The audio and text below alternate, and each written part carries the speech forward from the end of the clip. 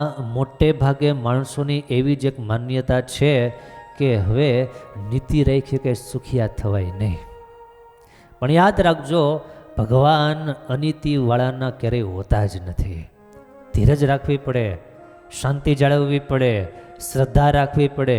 બહુ સરસ એક પ્રસંગ એક વાર્તાના રૂપમાં છે, પણ સાંભળવી બહુ મજા આવશે.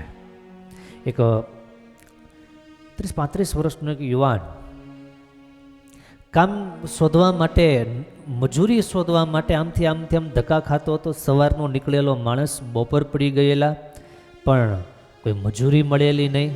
અને લંગાઈ ગયેલા રીંગણાની જેમ બિચારો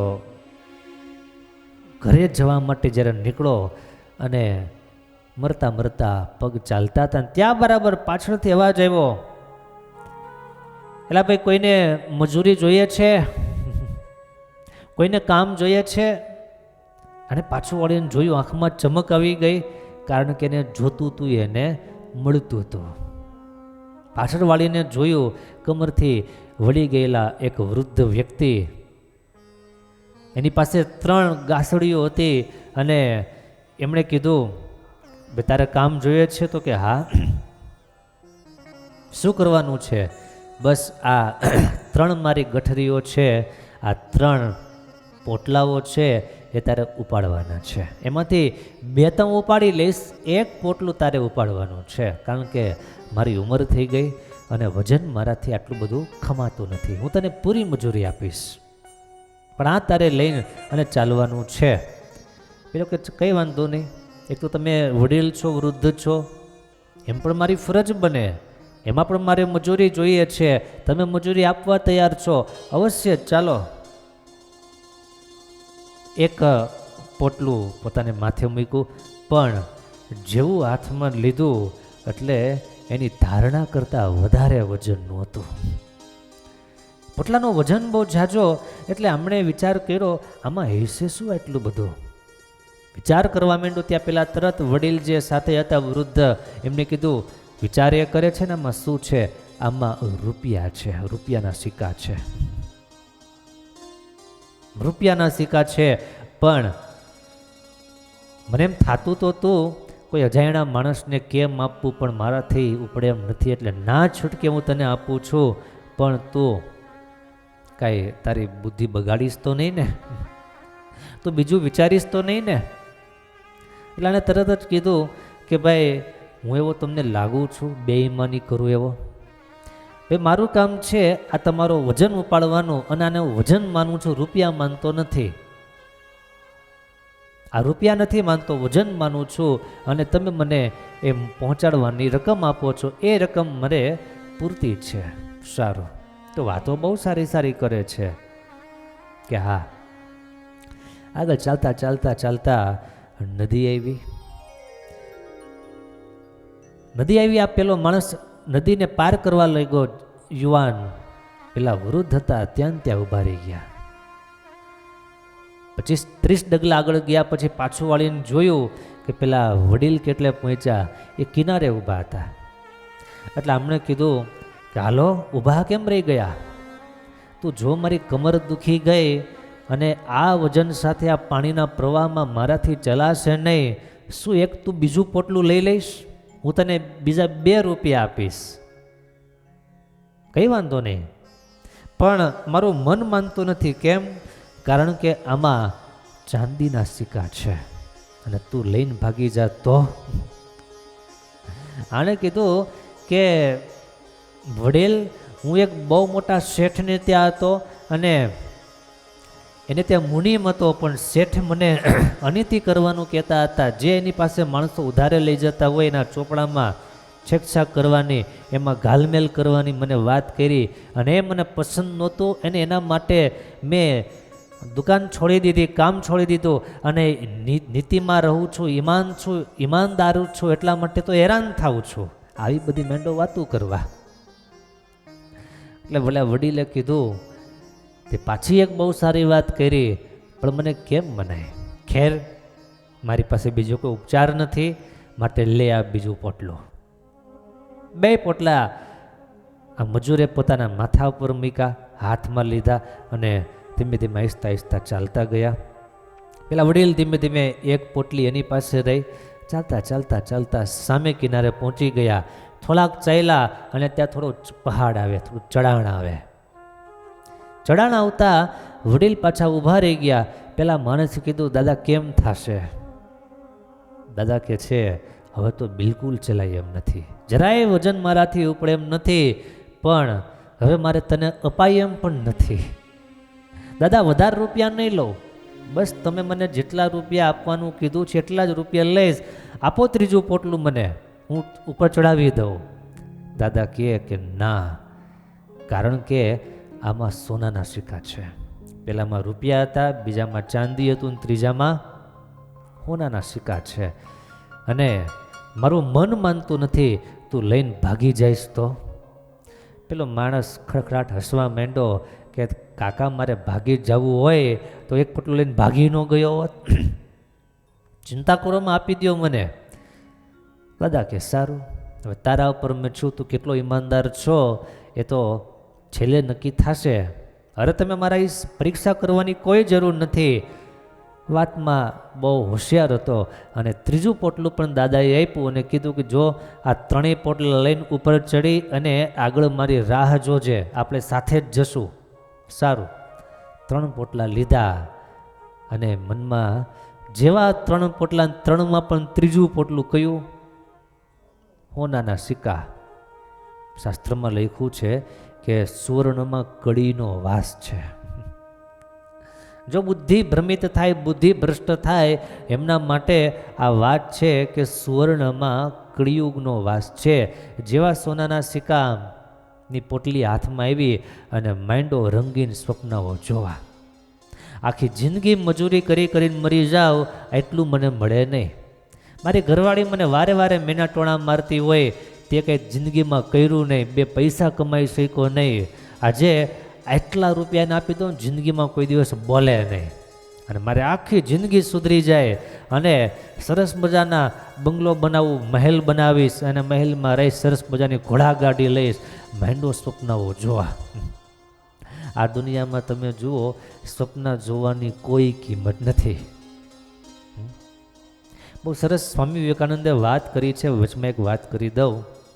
સ્વામી વિવેકાનંદ જેવું કહેતા કે स्वप्ने देखना बड़ी बात नहीं है, लेकिन स्वप्न पूर्ण करने के लिए जाग जाना बड़ी बात है. स्वप्न જોવાય બહુ મોટી વાત નથી, પણ જોયેલા સ્વપ્નને પૂર્ણ કરવા એને માટે સમયસર જાગી જવું, એને માટે મહેનત કરવી, એના માટે પુરુષાર્થ પ્રામાણિક અને નીતિમત્તા સાથે કરવો, એ બહુ મોટી વાત છે. આ સ્વપ્નાઓ મેંડો જોવા કે મારા ઘરના માટે સરસ મજાના સોનાના સિક્કામાંથી આભૂષણો બનાવી, એના માટે હાર બનાવીશ, એના માટે કડલા બનાવીશ, એના માટે કાનના કુંડળ બનાવીશ. આમ મેંડો મલકાવા. 3 પોટલીઓ માથે લઈ પેલા દાદા તો ધીમે ધીમે ધીમે ચાલતા હતા. આને એમ કે હવે આ જન્મમાં મને ભેગા નહીં થાય. અને દોટ મૂકી. એટલો બધો વજન અને દોડવાનો ઉતાર ચડાવ વગેરે બધું આવે, પણ નક્કી કર્યું હવે ઘર સિવાય ઊભું રહેવાનું થતું નથી, જે થવું હોય તે થાય. દોટ મૂકી છે ભાઈ. વજનની સાથે દોડતા દોડતા દોડતા, હાંફતા હાંફતા, કાંપતા કાંપતા એના ઘર સુધી પહોંચ્યો. અને ઘરે પહોંચ્યો અને 3 પોટલીઓ ત્યાં નીચે મૂકી અને શ્વાસ ક્યાંય સમય નહીં, શ્વાસ ફૂલી ગયેલો. હૃદય એટલા બધા ધબકારા માંડું લેવા, ઘણીક વાર તો એમ થયું કે હવે જીવાશે નહીં.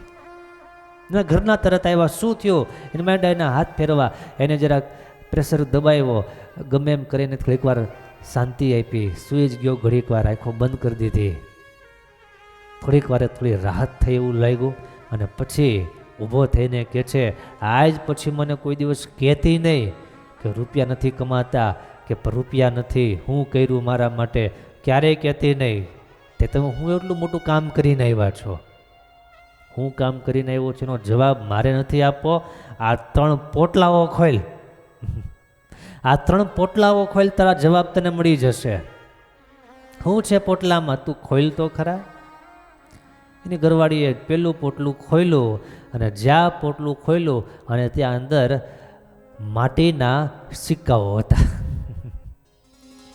માટીના સિક્કા હતા અને એક સિક્કો લઈને નાખ્યો માથા ઉપર. બહુ મોટી મોટી વાતો કરે છે કે રૂપ હવે તારે કંઈ કહેવાની જરૂર નહીં ને હવે કંઈ માગવાની જરૂર નહીં, હું આ માટી લઈને આવ્યો છો. પછી તું એનો મગજ જાય ને, બહુ મોટી મોટી કરી હોય એટલે.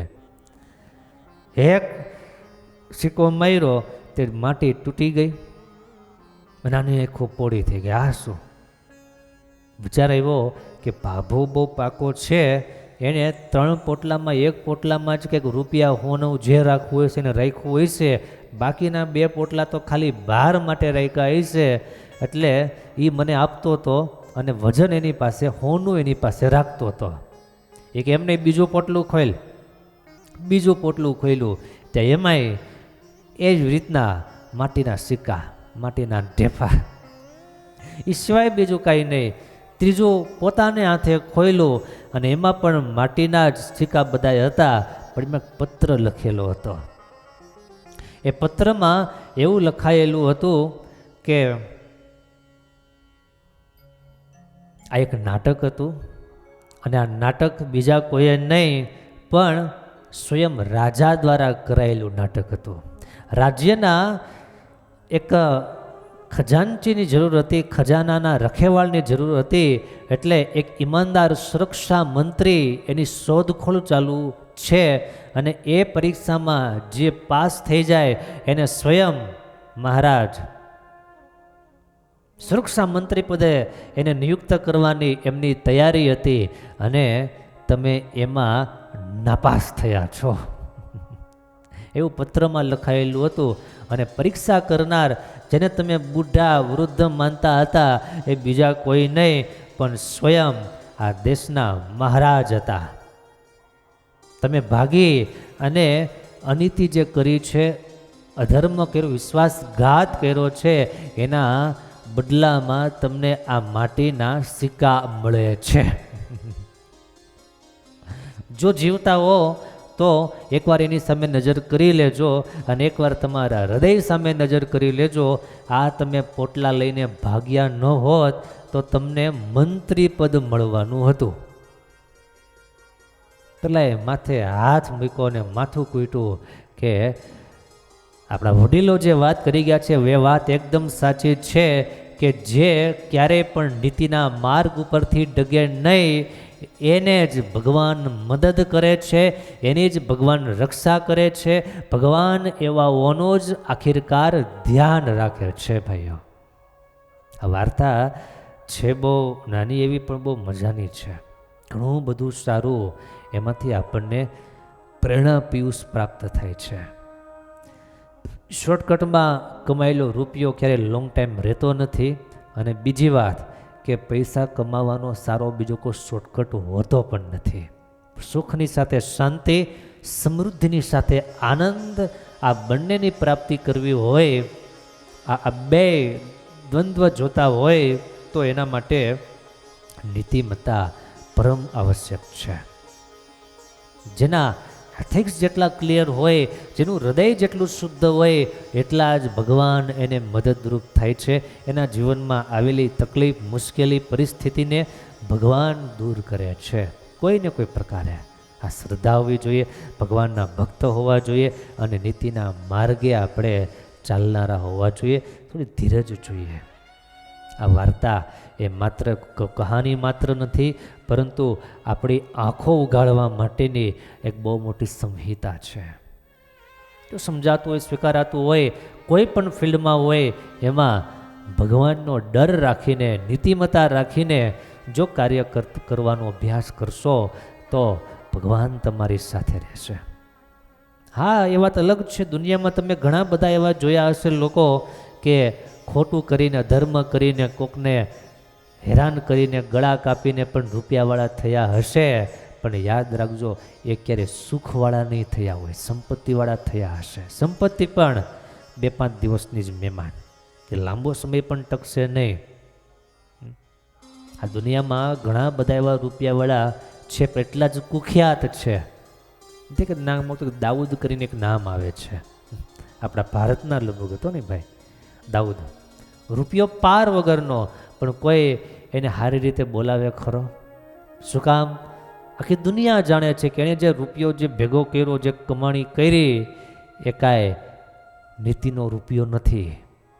ભાગતું ફરવું પડે છે, ડરતું રહેવું પડે છે, ક્યારે કોણ શું કરી જાય કાંઈ નક્કી નહીં.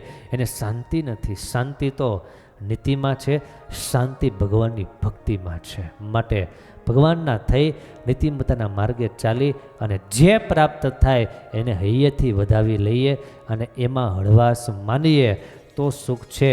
બાકી રૂપિયા ક્યારેય સુખનું કારણ કોઈને બન્યા નથી અને ક્યારેય બનશે પણ નહીં. માટે નીતિમત્તાના માર્ગે ચાલીએ તો ભગવાન જે આપણને આપવા ઈચ્છે છે એ આપણને મળે.